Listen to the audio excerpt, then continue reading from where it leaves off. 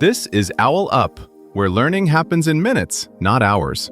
For a deeper journey, explore all our courses at owlup.co. Now, let's dive in.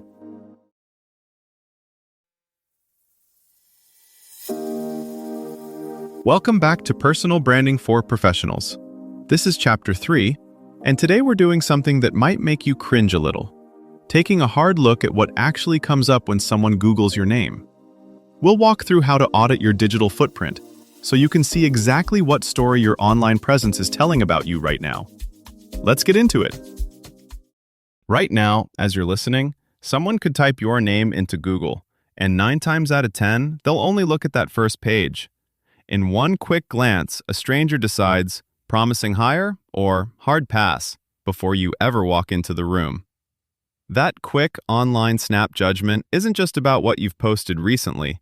It's the sum of years of scattered profiles, old side projects, conference slides, tagged photos, and half-finished blogs quietly stacking up in the background. In tech, where your name is often Googled before your code is reviewed, that digital trail becomes a parallel resume you're not actively managing. An online presence audit is about pausing long enough to map that entire terrain, the polished LinkedIn recap you're proud of, the GitHub repos you forgot you forked, the meetup talks someone uploaded without telling you, the bio an old colleague wrote that still calls you a junior developer. It's less about vanity searching and more about version control for your professional identity, finding every live branch of you on the internet and deciding which ones should ship. Most professionals only see fragments of their online selves, a polished LinkedIn here, a pinned tweet there, maybe a recent conference clip. But an audit forces you to look at the whole system at once, how your profiles, code, talks, articles, and even casual comments line up or clash. Instead of asking, "Do I look good online?" the better question is, does this all point in the same direction? For people in tech, that direction might be reliable staff engineer, product-focused data scientist, or founder in the making. The goal isn't perfection. It's reducing noise so your core story comes through clearly. Think of the audit in 2 layers, inventory and interpretation. Inventory is the unglamorous, heads-down pass where you uncover everything carrying your name or handle. This is where you run multiple searches on your name with city, past company, and niche. Samir Patel Data Engineering, Samir Patel Conference Talk. Check major platforms you've ever touched: LinkedIn, GitHub, GitLab, Stack Overflow, Twitter, X, personal domains, Medium, Substack, Dev.to, Kaggle, Product Hunt, SpeakerDeck, YouTube, podcast appearances, hackathon sites. Look for third-party descriptions of you, meetup pages, company blogs, event brochures, university sites, awards lists, patent databases, press mentions. Treat each item like a card in a Kanban board and tag it with type, profile, code, talk, article, comment, photo, directory entry. Date, last activity. Audience, recruiters, peers, customers, friends, anyone. Control level, you own it, shared control, no control. Interpretation is where that raw list becomes signal. For each card, you're asking 3 questions. 1. What story does this suggest on its own? A GitHub full of tiny, abandoned toy projects says something very different from a smaller set of maintained, well-documented repos. A Stack Overflow profile with one snarky accepted answer creates a different impression than a pattern of patient explanations. 2. How does it play with everything else?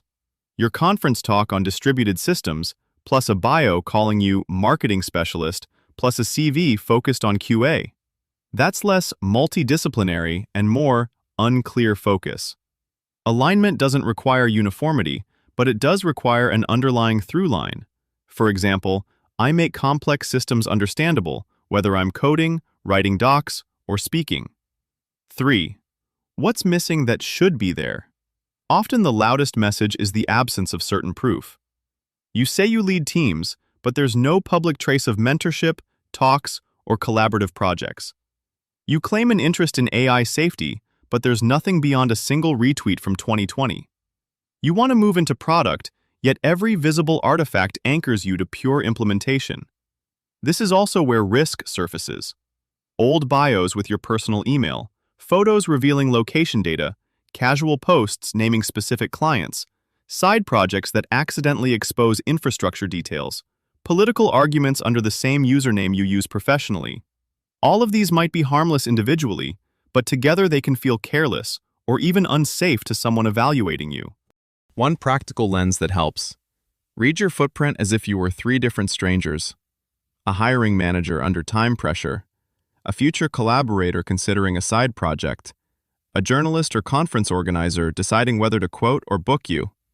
Each will skim for different cues: reliability, clarity of focus, and whether you're likely to cause drama.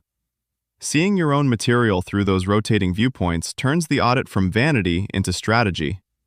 A practical way to feel this is to walk through a few contrasting snapshots.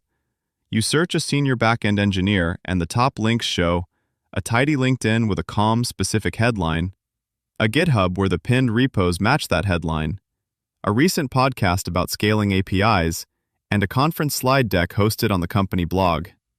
Even if you've never met them, you can almost hear how they'd talk about problems: systems, scaling, trade-offs, reliability. The pieces reinforce each other. Now contrast that with someone whose name pulls up: an outdated portfolio for UX work, a Medium post about crypto trading, a personal Twitter X full of jokes about hating meetings, and a GitHub dominated by unfinished game prototypes. None of it is wrong, but together it blurs any clear sense of what they want to be known for. Your goal isn't to erase history. It's to make sure the first 2 to 3 results act like a clear, current trailer for the kind of work and opportunities you're pursuing next. Your next audit won't just be about cleaning up posts. It will be about training the systems that silently rank you. Think of each update, clarified title, sharper case study, thoughtful thread, as nudging a recommendation engine toward "show more of this." As peer graphs, skill graphs, and even risk scores mature, small, consistent tweaks become compound interest on your credibility, shaping which doors quietly slide open or stay invisible long before a human ever reads your name. Treat this first pass less like spring cleaning and more like sketching a map you'll keep updating.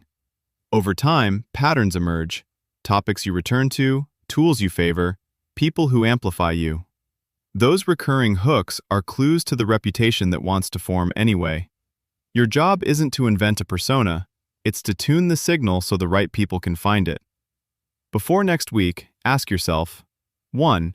If a dream client binged my last 10 posts, what one clear message about who I am and what I do would they walk away with?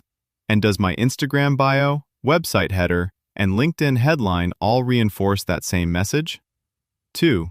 If I opened my own content museum today, which 3 existing pieces, a post, a reel, a newsletter, a podcast guest spot, etc., best represent my expertise? And where can I feature or repurpose those front and center so new people see them first? 3. If I silently followed myself online for a week, what would make me trust and like me more? More behind-the-scenes process, clearer offers, stronger opinions, or more client results? And what's one concrete tweak I can make to tomorrow's post or profile to reflect that? This was OwlUp, your daily step forward. This series continues with more chapters on OwlUp.co. Visit OwlUp.co to access the complete course and continue your learning journey. See you there!